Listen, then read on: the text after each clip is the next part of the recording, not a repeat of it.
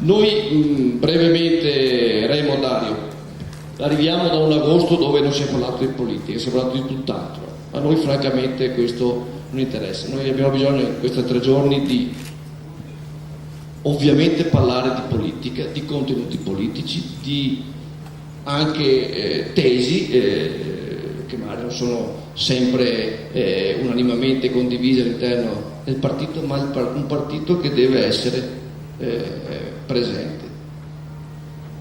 Mi auguro rispetto all'anno scorso, all'anno prima, che si parli prevalentemente di noi. Ci sono alcune cose, tante, poche, che possono essere migliorate, ci mancherebbe altro se fossimo perfetti.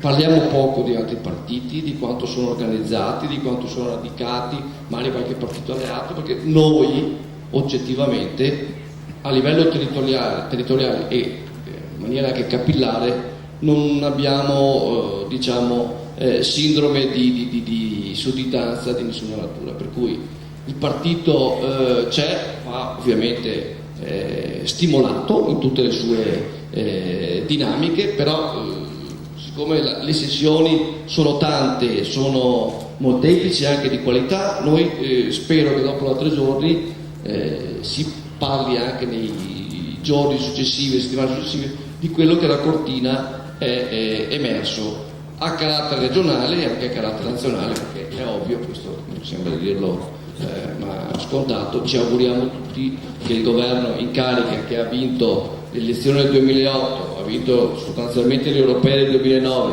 e ha stravinto le regionali del 2010 in tutta Italia, Veneto in primis, deve ovviamente governare fino al termine della legislatura senza tentennamenti, ma governare in maniera precisa e attiva. Per cui un in bocca al lupo a tutti noi e a tutti voi, tutti coloro che ovviamente da qui a domenica ci terranno compagnia. Grazie ancora. Grazie a Pier Giorgio, rimanete qui.